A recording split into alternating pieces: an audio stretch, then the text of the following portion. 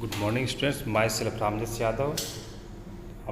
आज हम स्टूडेंट्स देखेंगे बायोलॉजी स्टैंडर्ड 10th से रिलेटेड टॉपिक फोटोसिंथेसिस से रिलेटेड जो स्टेप्स ऑफ फोटोसिंथेसिस उसके बारे में देखेंगे। स्टूडेंट्स देखिए, स्टेप्स ऑफ फोटोसिंथेसिस प्रकाश संश्लेषण के जो स्टेप्स हैं। The green plants convert light energy into chemical energy by farming glucose carbohydrates as food. जो हरे पौधे हैं वह प्रकाश ऊर्जा को रासायनिक ऊर्जा में बदलते हैं ग्लूकोज को बनाने से, ग्लूकोज को भोजन के रूप में कन्वर्ट करते हैं। The extra glucose formed is stored in the form of starch in the lips are the site where photosynthesis has taken place. और जो एक्स्ट्रा ग्लूकोज है वह स्टार्च के रूप में स्टोर कर लिया जाता है पत्तियों में या उस स्थान पर जहाँ पर प्रकाश संश्लेषण होता है। The process of photosynthesis can be split into 3 steps.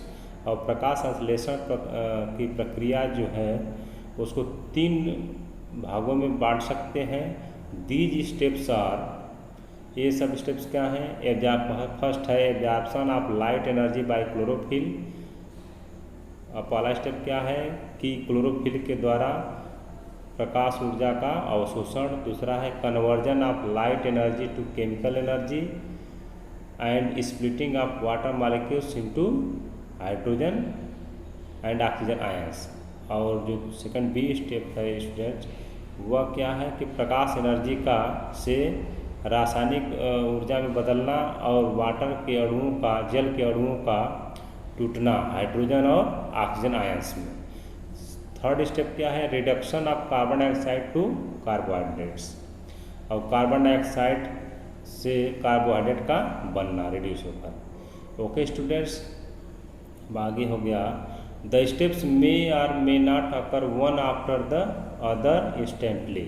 और जो स्टेप्स हैं वह एक के बाद एक घटित हो सकते हैं या नहीं भी हो सकते हैं, but they occur according to the surrounding environment. लेकिन यह जो है परिवेश के अनुसार होते हैं, जो घिरा हुआ परिवेश जैसा है उसके अनुसार होते हैं। फॉर एग्जाम्पल, उदाहरण के लिए the plants growing in the desert take up carbon dioxide at night. उदाहरण के लिए जो पौधे रेगिस्तान में उगते हैं वह कार्बन डाइऑक्साइड रात में लेते हैं and prepare the intermediate substance which is converted into glucose by chlorophyll during the day light on the following day।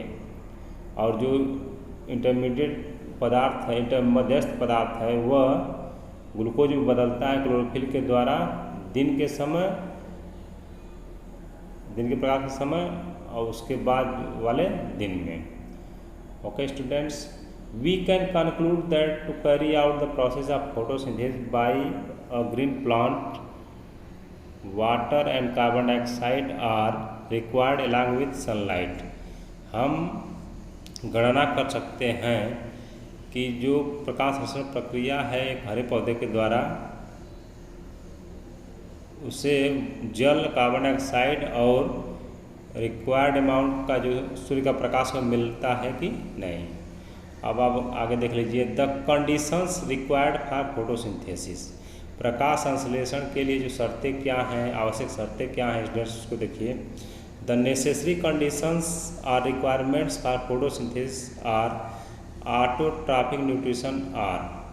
जो देखिए प्रकाश संश्लेषण के लिए जो शर्तें हैं या ज़रूरतें हैं या स्वपोषी पोषण के लिए वो क्या है? फर्स्ट क्या है? क्लोरोफिल पर्णहरिण प्रेजेंट इन द लिप्स, जो पत्तियों में पाया जाता है। दूसरा है carbon dioxide from the atmosphere, और जो कार्बन डाइऑक्साइड वह वायुमंडल से मिलता है। तीसरा है वाटर फ्रॉम द सॉइल, मिट्टी से मिलता है। अब आगे देखिए लाइट एनर्जी जो है सनलाइट से मिलता है। अब आगे देखिए the process of photosynthesis requires some raw materials. जो प्रकाश संश्लेषण की प्रक्रिया है उसमें कुछ कच्चे पदार्थ जैसे कि substances to be utilise during the process. और जो कि रॉ मटेरियल का मतलब क्या है कि जो प्रक्रिया के दौरान पदार्थ उपयोग में लाए जाते हैं। So carbon dioxide and water are the two raw materials required for photosynthesis. इसलिए कार्बन डाइऑक्साइड और जो जल है वो दो कच्चे पदार्थ हैं जो कि प्रकाश संश्लेषण के लिए आवश्यक हैं. Since sunlight is the source of energy, चूँकि जो सूर्य का प्रकाश है वह ऊर्जा का स्रोत है, and chlorophyll pigment present in leaves are the main energy gathering substances. और जो पढ़हरी वर्णक है वो पत्तियों में पाया जाता है. ये सब क्या है, मुख्य ऊर्जा को इकट्ठा करने वाले पदार्थ हैं. These are not considered as the raw material. और इन्हें कच्चे पदार्थ के रूप में नहीं माना गया है. जैसे कच्चे पदार्थ के रूप में क्या है कि जो कार्बन डाइऑक्साइड और वाटर है, और जो कि सनलाइट क्या है, एनर्जी का सोर्स है, और क्लोरोफिल क्या है, एनर्जी को गैदर करता है, इकट्ठा करता है. अब आगे देखिए, how do the plants obtain water from the soil. पौधे कैसे जल प्राप्त करते हैं मिट्टी से. अब आगे देखिए, plants get water from the soil through absorption by roots. पौधे जल जड़ों के द्वारा अवशोषण करते हैं भूमि से जड़ों के द्वारा अवशोषित करते हैं. It occurs through the process called osmosis. और यह परासरण प्रक्रिया के द्वारा होता है. ऑस्मोसिस मीन्स क्या होता है, परासरण. और स्टूडेंट्स, ऑस्मोसिस की डिफिनेशन आप जानते हैं कि the movement of water molecules from their higher concentration to lower concentration through semi permeable membrane.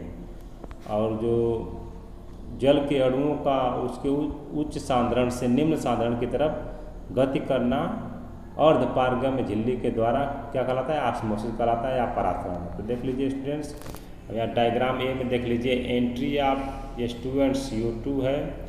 अब देखिए थिन आउटर वाल है, यह थिक इनर वाल है. ये देखिए एपिडर्मल सेल है, यह है स्टोमा ओपन, गार्ड सेल है, न्यूक्लियस है. तो इससे मूव करता है. और देखिए स्टोमेटा का एक ओपनिंग और क्लोजिंग दिखा रहा है. जब वाटर एंटर करता है तो यह ओपन हो जाता है, और वाटर जब इसमें से रिलीज आउट हो जाता है तो यह स्टोमा क्लोज हो जाता है. ओके स्टूडेंट्स, अब आगे का हम जो आगे का टॉपिक है वो नेक्स्ट वीडियो में देखेंगे. If you have any type of query then concern mention comment. Thank you, have a nice day.